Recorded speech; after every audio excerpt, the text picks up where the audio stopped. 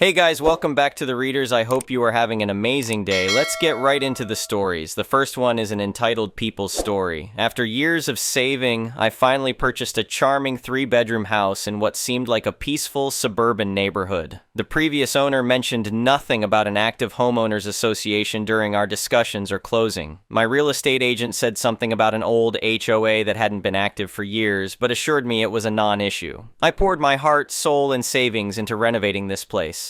I installed solar panels to reduce my carbon footprint and save on electricity. I painted the house a warm terracotta color that complemented the landscaping I designed with drought-resistant plants and a small vegetable garden in the backyard. I even built a pergola for outdoor dining that became my pride and joy. All in all, I spent nearly $30,000 on improvements within the first 4 months. Life was perfect until about 6 months after moving in, when I found an official-looking notice taped to my front door. The letter claimed I was in violation of multiple HOA regulations. According to this mystery HOA, my solar panels were installed without proper approval, my house color wasn't on their approved palette, and my garden structures exceeded height limitations. They demanded I rectify these issues within 30 days or face fines totaling $4,500. I was stunned. Where was this HOA when I bought the house? When I was doing renovations? The letter was signed by someone with the title HOA President, but included no contact information besides a P.O. box. My first call was to my real estate agent, who seemed as confused as I was. "That's strange," she told me. During the title search, there was documentation of an HOA that was formed in the 1990s, but it appeared to have been dormant for at least a decade. No dues had been collected, no meetings held. Next, I spoke with some neighbors. Most were as surprised as I was about this sudden HOA resurrection. One elderly neighbor who had lived there for 20 years laughed when I showed her the letter. "Oh, that must be the work of those folks from the North End," she explained. "A small group has been talking about bringing back the old association, but as far as I know, only 3 or 4 houses are involved. Most of us never agreed to restart anything. I learned the board had appointed themselves to leadership positions without any neighborhood-wide vote or proper notification. Something felt very wrong about this situation, and I wasn't about to tear down my carefully planned improvements based on the demands of what seemed like a power-hungry group of neighbors. I decided to attend their next meeting, which was mentioned in small print at the bottom of the violation notice. It was scheduled for the following week at the self-appointed president's house. When I arrived, I found just 5 people sitting around a dining room table with notepads and serious expressions. I introduced myself and politely asked to see the HOA bylaws, documentation of its current legal status, and minutes from the meeting where they had reactivated the association. The woman at the head of the table, who I presumed was the president, looked at me like I had asked for state secrets. "We don't need to provide that information to residents in violation," she said dismissively. "You purchased property in our jurisdiction and you're required to comply with our standards." I kept my cool. "Actually, I'd like to understand when the HOA was reactivated since it wasn't disclosed during my purchase." A man with a meticulously trimmed mustache scoffed. "It doesn't matter what you knew when you bought the house. You're under our jurisdiction now." I asked how many homeowners in the neighborhood were actively participating in this HOA. The room grew uncomfortably quiet before the president reluctantly admitted only 7 out of 42 homes had representatives at their revival meeting. I left feeling frustrated but determined to get to the bottom of this. I had a college friend who worked as a paralegal in a real estate law firm, and I called her that evening. She advised me to request all HOA documents through certified mail and to conduct my own research at the county records office. For the next 2 weeks, the harassment intensified. I received 2 more notices, each with increased fine amounts. Once, I spotted the mustached man taking pictures of my house from the sidewalk. Another board member approached me while I was gardening to remind me of the violations. The stress began affecting my sleep and enjoyment of my new home. My research at the county records office proved illuminating. I discovered the original HOA had indeed been legally dissolved 12 years ago when it failed to file required annual reports for 3 consecutive years. Under state law, it had been administratively dissolved, and no proper steps had been taken to reinstate it. The so-called revival meeting had no legal standing. I took this information to a real estate attorney who confirmed my findings.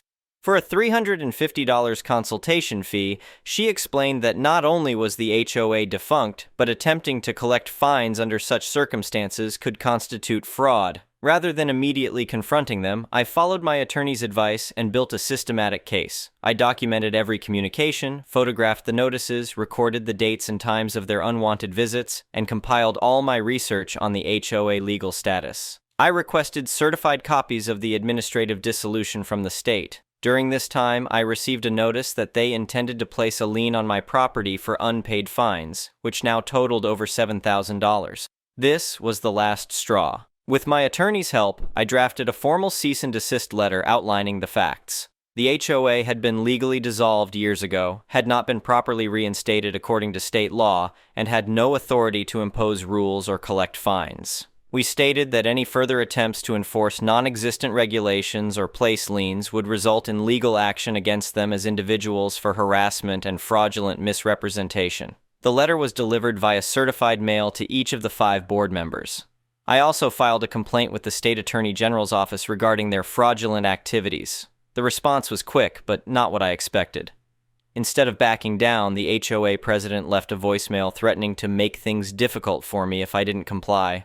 Little did she know I had been recording all communications as advised by my attorney. 2 days later, I received notice of an emergency HOA meeting to address my hostile actions against the community. I attended with my attorney, who began the meeting by introducing herself and informing everyone present that she would be recording the proceedings with their implied consent by remaining in the room. The atmosphere changed immediately. Several homeowners I hadn't met before were there, looking confused about the whole situation. My attorney calmly presented the facts: the HOA legal dissolution years ago, the improper revival without following state procedures, and the illegality of attempting to enforce rules or collect fines under these circumstances. She projected documents on a screen showing the official state records of dissolution and explained that not only were their actions without legal basis, but they potentially constituted fraud, harassment, and misrepresentation that could expose the individual board members to personal liability. My client has been patient and reasonable, she concluded, but the harassment stops today, or we will file suit against each board member individually. The room fell silent. One of the homeowners who wasn't on the board asked to see the dissolution documentation again, then turned to the president. "You told us the HOA was always active. Did you know it was dissolved?" The president's face flushed. The mustached man muttered something about maintaining neighborhood standards before abruptly leaving. 2 other board members looked genuinely shocked, suggesting they hadn't been fully informed about the HOA legal status. That meeting effectively ended their reign of terror. My attorney followed up with a settlement offer. They would retract all violation notices and fines, send written apologies to all homeowners they had harassed, and reimburse my legal fees of $1,800. In exchange, I would not pursue further legal action. They accepted within 48 hours. In the weeks that followed, something unexpected happened. Several neighbors approached me about forming a legitimate neighborhood association focused on community events rather than restrictive rules. We held a properly noticed meeting where over 30 homeowners attended, established bylaws that required 75% participation for any rule changes, and created a community improvement fund that was completely voluntary.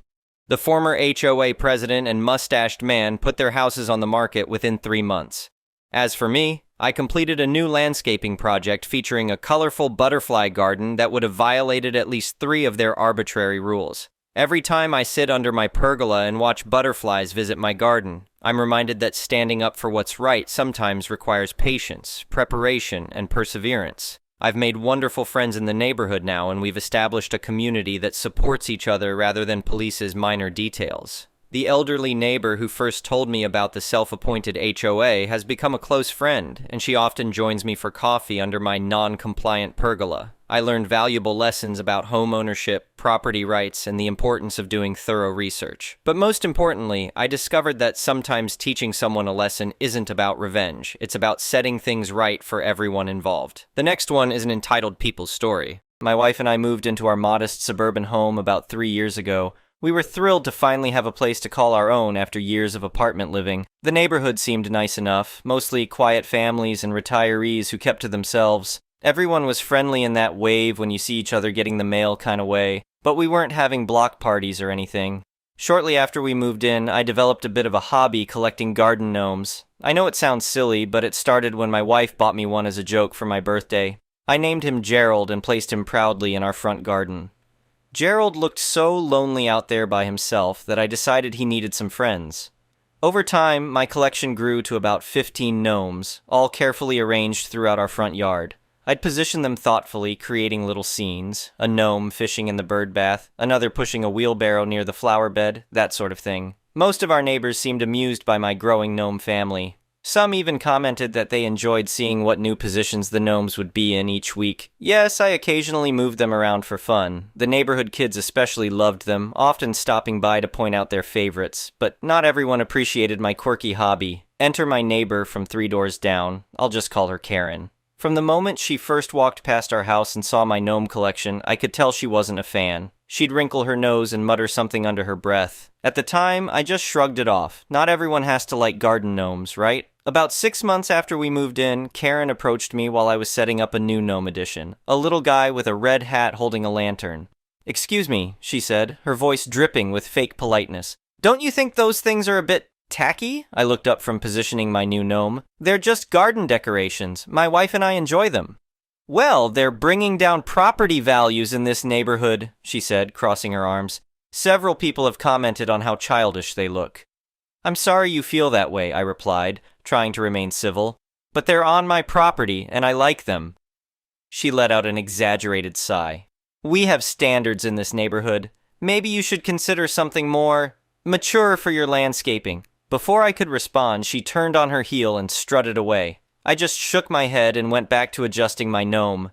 This was my first real interaction with Karen, but unfortunately, it wouldn't be my last. Over the next few months, Karen made several more comments about my gnomes whenever she passed by. She'd make a point to walk slowly in front of our house, shaking her head disapprovingly. Once, I even caught her taking photos of my front yard while scowling. By this point, I was getting annoyed with her behavior, but I wasn't about to get rid of something that brought me and many others joy just because one person didn't approve.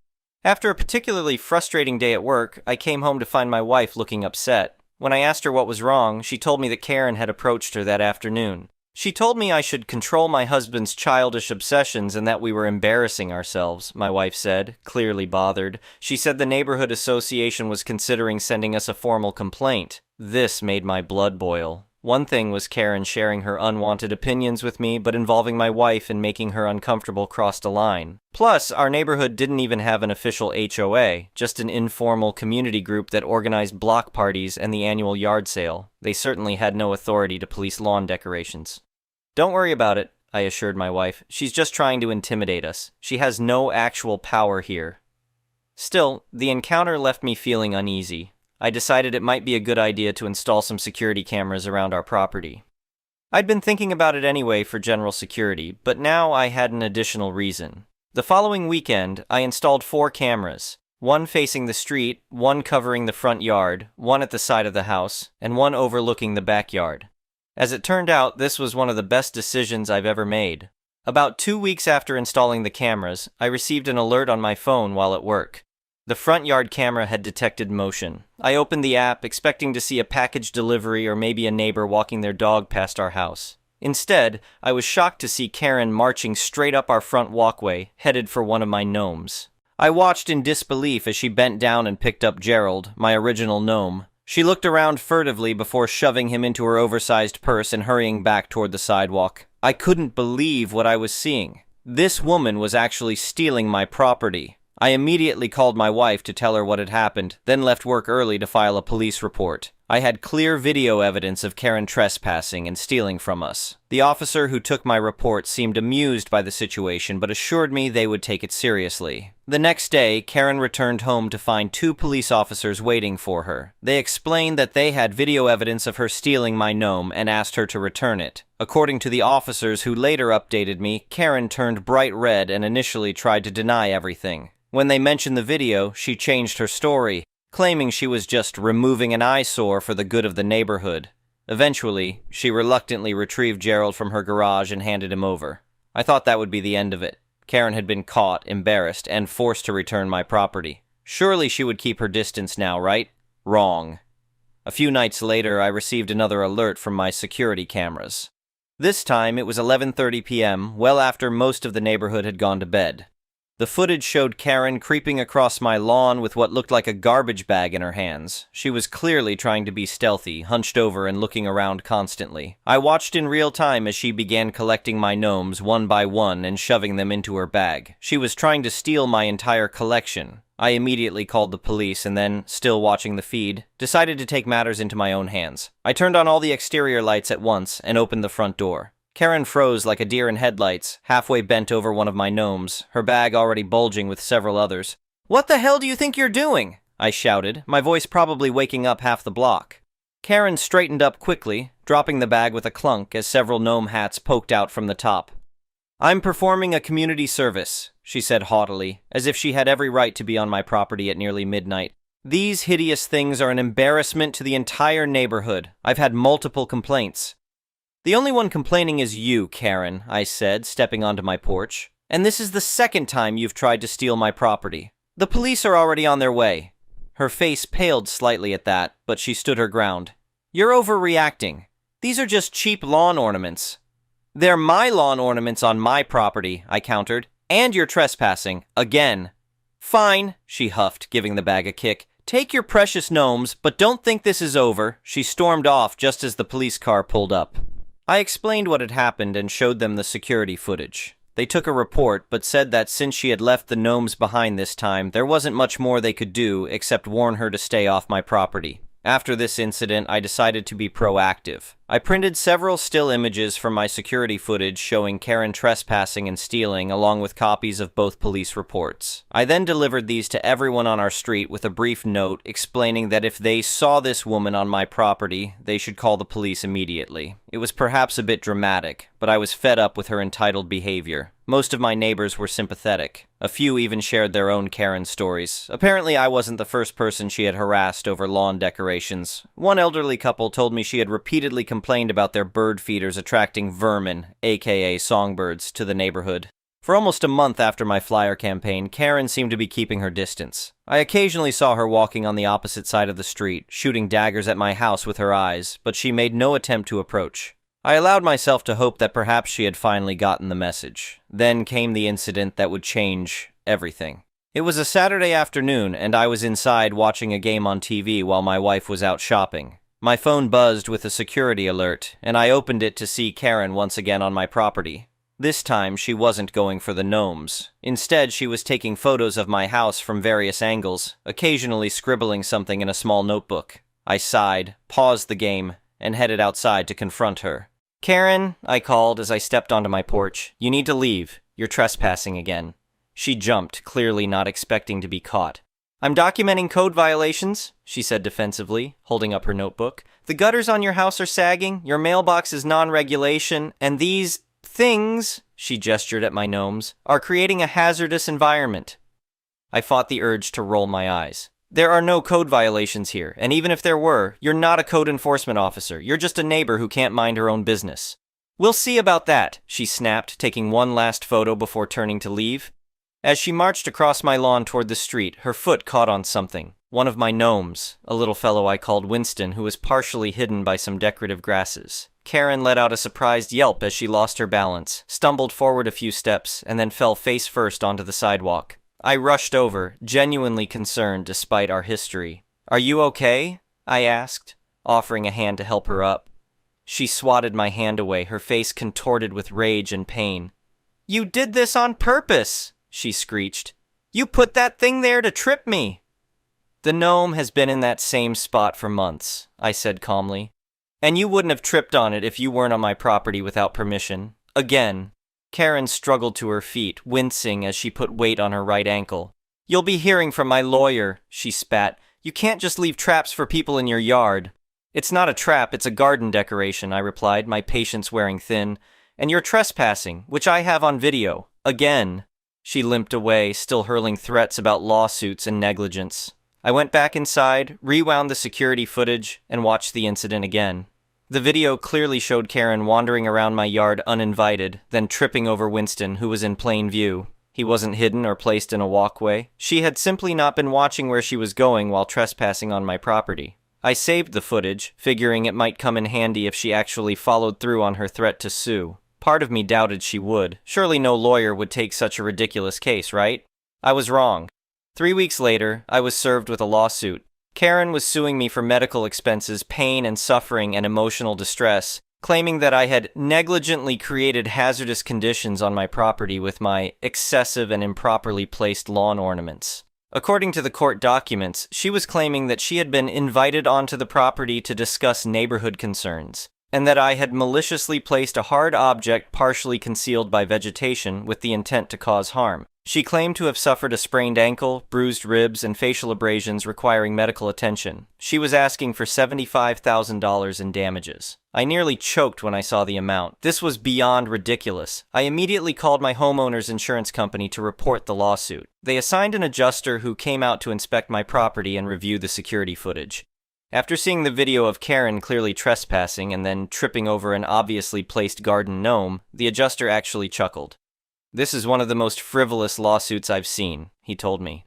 "Don't worry, we'll assign you an attorney and fight this all the way." True to their word, the insurance company provided a lawyer, a no-nonsense woman named Linda, who specialized in homeowner liability cases. After reviewing all the evidence, including the multiple police reports about Karen's previous trespassing and the security footage, Linda was confident we could not only get the case dismissed, but potentially countersue for legal fees and harassment. The weeks leading up to our court date were stressful. Karen seemed to be enjoying my discomfort, making a point to drive by my house slowly and smirk whenever she saw me outside. She had even started telling other neighbors that she was going to take me for everything I had, and that I would have to sell my house to pay her settlement. A few neighbors warned me about her comments, concerned about the escalating situation. Finally, the day of our first court appearance arrived. Karen showed up with her arm in a fake-looking sling, which hadn't been mentioned in any of her medical claims, and walking with an exaggerated limp. She was accompanied by a slick-looking lawyer who seemed like he'd stepped right out of a late-night TV commercial. Our lawyer, Linda, remained completely professional but couldn't quite hide her amusement at the theatrics. The judge, an older man with a reputation for no-nonsense efficiency, reviewed the initial filings and then asked both sides to present their preliminary evidence. Karen's lawyer went first, painting a dramatic picture of his poor client who had been viciously injured by the defendant's negligence. He showed photos of Karen's injuries, some minor scrapes and bruises, and medical bills from an urgent care visit. He claimed that Karen had been invited onto the property to discuss important neighborhood matters, and that I had created unsafe conditions with my excessive and poorly placed decorations. When it was our turn, Linda calmly stood and addressed the court. "Your Honor, before I present our evidence, I'd like to clarify one critical point. The plaintiff was not invited onto my client's property. In fact, she has a documented history of trespassing at this residence." She then proceeded to present the police reports detailing Karen's previous attempts to steal my gnomes, followed by statements from neighbors who had witnessed her harassment. Finally, she played the security footage from the day of the incident. The courtroom fell silent as everyone watched Karen clearly trespassing on my property, taking photos and making notes, then tripping over a gnome that was in plain view before falling on the public sidewalk. The footage also captured our brief conversation afterward, including her threat to sue me. When the video ended, the judge peered over his glasses at Karen and her lawyer. "Counselor, would you care to explain why your client claimed she was invited onto the defendant's property when this video clearly shows otherwise?" Karen's lawyer looked uncomfortable. "Your Honor, my client believed she had implied permission to, after being reported to the police twice for trespassing on the same property," the judge interrupted, his voice heavy with skepticism. "And can you explain why the injuries appear to be significantly less severe than what's claimed in your filing?" The lawyer stammered something about the injuries worsening later, but it was clear the judge wasn't buying it. "I've seen enough," the judge said. "This case is dismissed with prejudice. Furthermore, I'm inclined to grant the defendant's motion for recovery of legal fees, as this appears to be a frivolous lawsuit filed in bad faith." Karen let out a gasp of indignation, her fake sling suddenly forgotten as she pointed an accusing finger at me. "He deliberately set a trap for me. Those gnomes are a public menace." "Miss Karen," the judge said sternly, "I suggest you remain silent before you make your situation worse. You are clearly trespassing on private property after having been warned multiple times to stay away. The defendant's lawn decorations are irrelevant. You had no legal right to be on his property in the first place." He then turned to her lawyer. "Counselor, I expect better from members of the bar. You should have vetted this case more thoroughly before filing. I'm ordering you to pay the defendant's reasonable legal fees in this matter. We're adjourned." And just like that, it was over. Karen stormed out of the courtroom, miraculously cured of her limp, while her lawyer shuffled papers dejectedly. Linda shook my hand with a smile. Congratulations, that went even better than I expected. The judge clearly saw through her act immediately. Relief washed over me. Thank you for everything. I can't believe she actually thought she could win this. People like her count on others being intimidated and settling just to avoid the hassle, Linda explained. She probably expected your insurance company to offer her a few $1,000s to make her go away. She didn't count on the security footage or your detailed documentation of her previous behavior. As we left the courthouse, I felt a weight lift from my shoulders. The case was dismissed. Karen would get nothing and her lawyer would have to pay my legal fees. It was a complete victory. When I got home, I placed Winston the gnome, the unwitting hero of this story, in a position of honor right in the center of my front garden. I even added a little sign next to him that read, "Trespassers beware." Perhaps a bit petty, but after what I'd been through, I felt entitled to a small celebration. For the next few weeks, Karen avoided my house entirely, crossing to the other side of the street whenever she had to pass by. I heard through the neighborhood grapevine that she was telling people the judge was biased and that she was planning to appeal, but nothing ever came of it. About a month after the court case, I received a letter from the neighborhood community group, the non-HOA that Karen had tried to use against me. They were writing to apologize for any harassment I had experienced and to assure me that Karen did not speak for them in any official capacity. They also mentioned that they had asked her to step down from her self-appointed role as neighborhood standards coordinator, a position that, as far as anyone could tell, she had simply made up. These days, my gnome collection continues to bring joy to me, my wife, and most of our neighbors. I've even added a few new members to the family. As for Karen, she eventually sold her house and moved away, presumably to terrorize some other neighborhood with her entitled behavior and baseless threats. The whole experience taught me several valuable lessons. 1. Always document everything. 2. Security cameras are worth every penny. 3. Standing up to bullies might be stressful, but it's ultimately satisfying. And most importantly, 4. Never underestimate the power of a garden gnome named Winston. The next one is a pro-revenge story. So this happened about 1.5 years ago, but I recently heard the news on how far my revenge went. I was a Navy enlisted service member and was stationed in Yokosuka, Japan for a few years before I got transferred back stateside. I worked in the main hospital that cared for service members and their beneficiaries. It's a small hospital, so everyone knows everyone. Shortly after I left, I caught wind of a new physician officer working in the radiology department. My friends would say he's horrible to work with, but that's nothing new. However, someone saw him print a letter, and he left it on his desk and took a picture of it and sent it to me. He's requesting to move from enlisted housing to officer. Edit. Found out it's not a private letter. He did actually send it to housing, and most of housing is ran by enlisted members. For context, military housing is available for those who are married, have a family, or are qualified based on their rank and depending on the military base itself. Typically, officer housing is much nicer than the enlisted.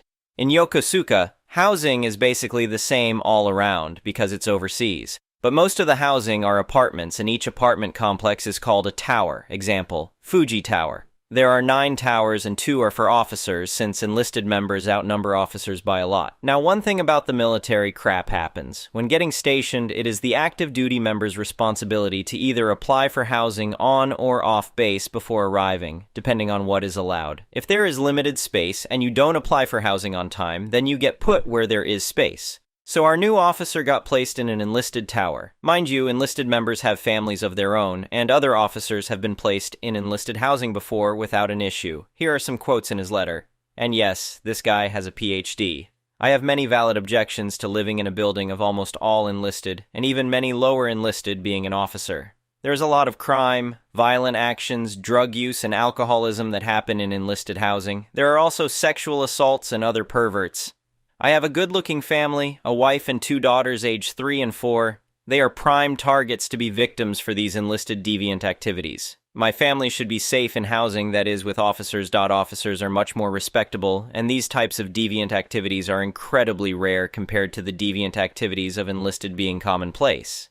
Other officer families will not want to visit us because our family lives on enlisted housing. My children need to make friends with other officer children. My wife needs to make friends with other officers' wives. I need to make friends with other officers. Forcing an officer to live in a large apartment building with almost all enlisted is unethical.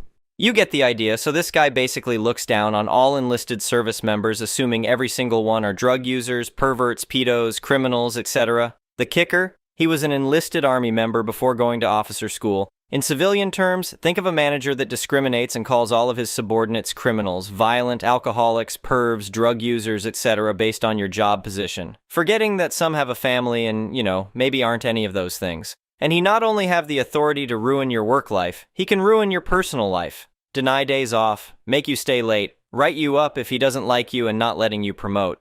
Safe to say, everyone was pissed and I have nothing to lose. I was separating soon and figure I'd have some fun before I get out. I created a burner Facebook account and posted the letter and the officer's picture on a popular military enlisted group page. Within 2 days, it spread like wildfire, but I wasn't done yet. The military has something called challenge coins. Think of trading cards but custom coins that come in many shapes and sizes. I designed one with his face and a big middle finger in the back. On top of that, I designed stickers to show how proud us deviants are. Other coin designs came from other people as well, but so far I think mine was more popular. I sold over 70 coins to the initial person who originally sent me the picture at a huge discounted price so she can sell them for a profit for herself. So the officer's face is everywhere because most people keep their coins displayed on their desk. No matter where the officer went at work, he would see his face on someone's desk. And since it didn't have his name on the coin, can't officially say it's him, I sold more stateside and even some got sent to Europe. I made about $3,000 overall, which was nice. The story even got featured on the online naval newspaper and on 2 popular YouTube channels. And if you're military, the only time big military care is when it's too big to sweep under the rug. This story got the officer sent up to captain's mast, which is like Navy court. He tried to say his wife was the one that wrote the letter, but no one is buying it because her writing style is way worse. She even tried to take the fall, but no one believed her. They both ended up deleting all social media. Due to this, he got served 3 UCMJ articles, which basically are his offenses. But there's more. When you're in the military, you have a deadline on how long you can be a certain rank. If you don't pick up, then you're kicked out. And because he's new and got served UCMJ articles, he won't be up for promotion and therefore was involuntarily separated. Also, the officer program he went through pays for his PhD. When the military pays for your PhD, you have to serve 10 years to pay them back. If you don't complete 10 years, you have to pay the military back with money instead of time. So he lost his job and now has to pay back the military for his PhD. And since it takes a while for the paperwork to have him and his family sent back stateside, you can bet he socially suffered because no one worked with him. Thank you for watching. I would really appreciate it if you could like the video and subscribe to our channel if you haven't already. We'll see you again tomorrow.